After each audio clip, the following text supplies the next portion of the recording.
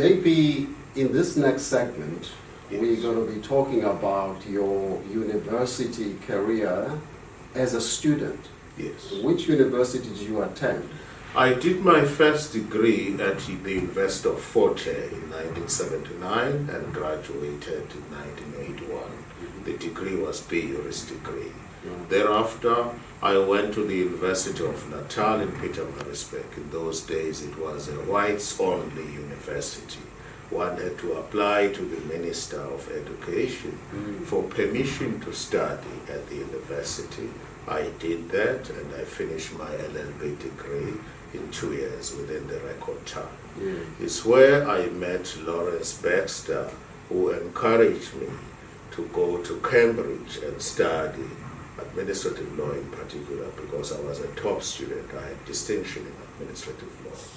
He encouraged me to go to Cambridge and assisted me with scholarships. Then I went to Cambridge, did my master's degree. When I arrived in Cambridge, when I got to Cambridge, one thing led to another. I decided to pursue a doctorate. My doctorate is also in administrative law, and it was supervised by one of my examiners was Lawrence Baxter, and the other one was D.G.T. Williams in Cambridge. So Baxter played quite an important role in terms of encouraging me and stimulating me to do administrative law. And Baxter, was it Professor Baxter? Professor Lawrence Baxter. He's the one who wrote a book on administrative law. He's the I one remember it with a red and white cover during That's the right. university days. It may have changed now. Yes, in fact, he asked me, along with Cora Hookster and Matthew Francis, who was one of the judges here, to write a second edition.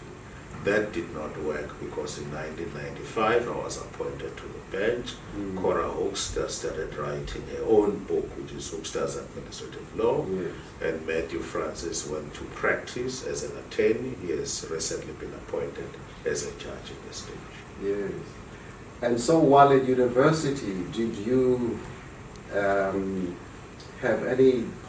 play any political role on campus? It all started at Fort Hare. At Fort Hare, I can state on camera, Ace Mahashuga, he was our student leader, and he played quite a tremendous role as a student leader. That's when we became politically conscientized. I was at Fort Hare, and I must say, it opened my eyes. You know, when one looked around, we could see the disparity in terms of how black people were treated compared to white people.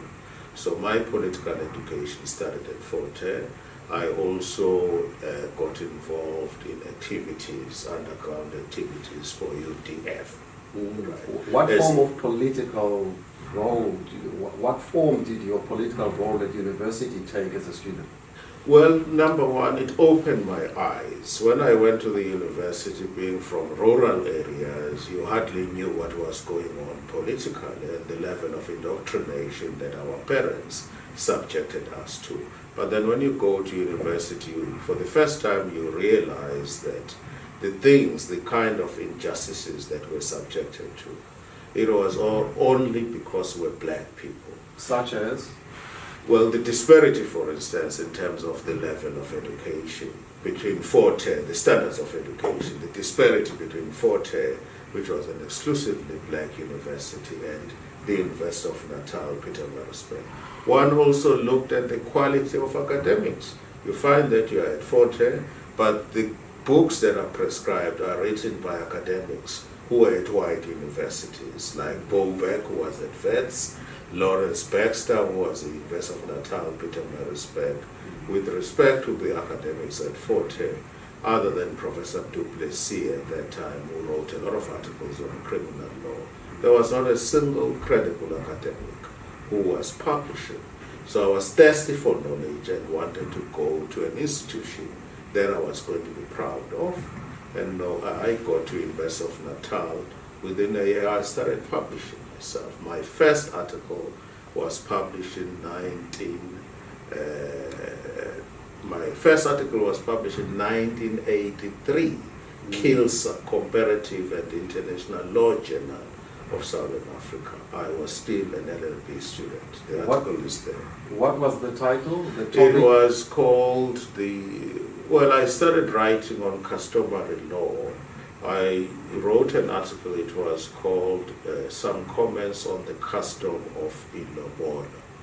And basically, I wrote in relation to the Act, the Zulu Act on the Code of Zulu Law of 1981, which Act tried to promote customary marriages, but I said this was too little, too late. And I also highlighted the problems associated with being a black woman. You recall there was the Natal Code of Zulu law, in terms of which a Zulu woman was a perpetual minor in law, but could be emancipated provided she owned immovable property.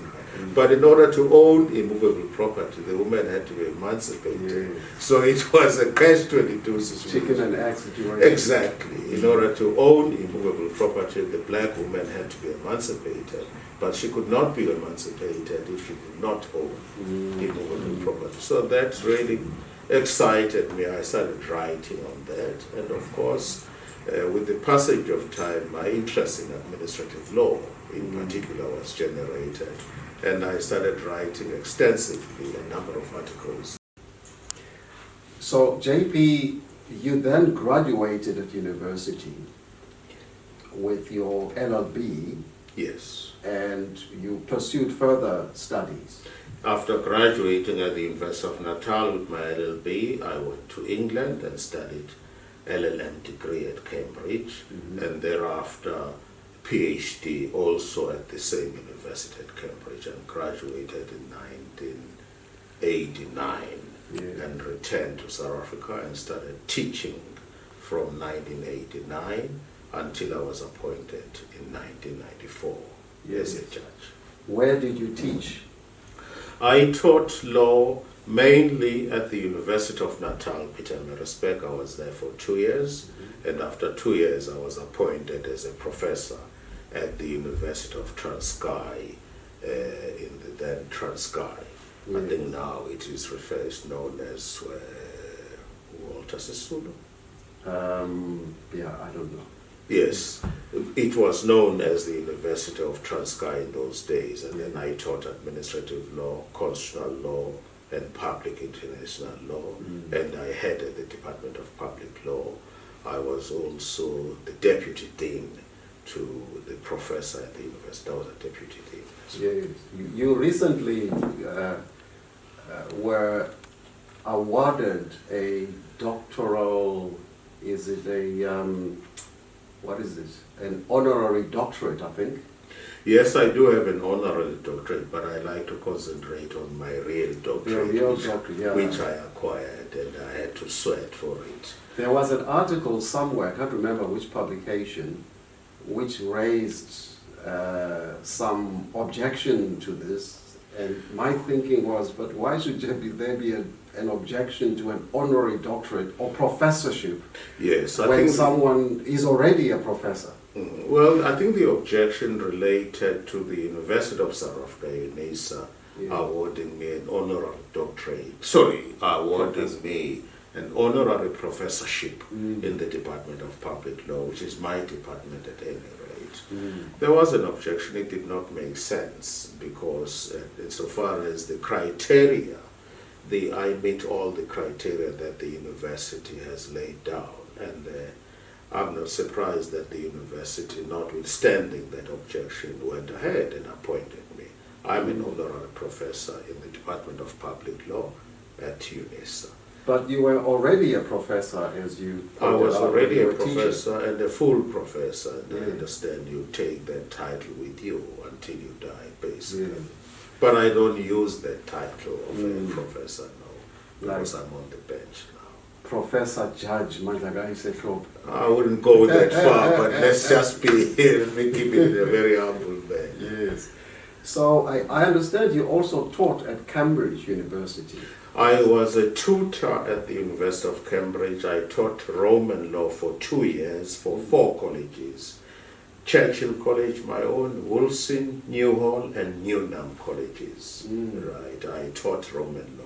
The system in Cambridge is different. You would have lecturers, and tutorials are compulsory for undergraduates. So I was a tutor conducting tutorials. The terminology might also be different. When you are a tutor, you are called a teacher at Cambridge. You are teaching, right? But when you lecture, you are a lecturer or a professor. So I was a tutor, stroke a teacher, teaching just Roman law for those 4 colleges. Any students that come to mind that emerged from your teaching? Well, I can tell you, Mr. Ngalwana, thank you for that question. I mean, on this bench alone, I have 4 students who were taught by me. Justice Dita was my student, Justice Babana Mandame was my student, Justice Lester Nogu was my student, and finally Matthew Francis, who has just been appointed. He's very, very good.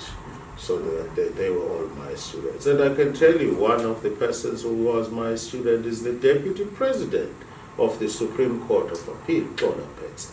I taught to Judge Petse labor law in 1989 at the University of Natal. And are they all living up to your high expectations? Well, especially Tola Petse to become a Deputy President of the SC. In fact, I'm proud of all my past students. I think altogether, I counted the other day, I have about 27 permanent judges in the country who are all my past students. So it makes me feel happy that I've made a contribution. Thank you, JP. In the next segment, we're now going to talk about your judicial career. By all means, I will. Thank you. We will deal with that. Thank you, sir.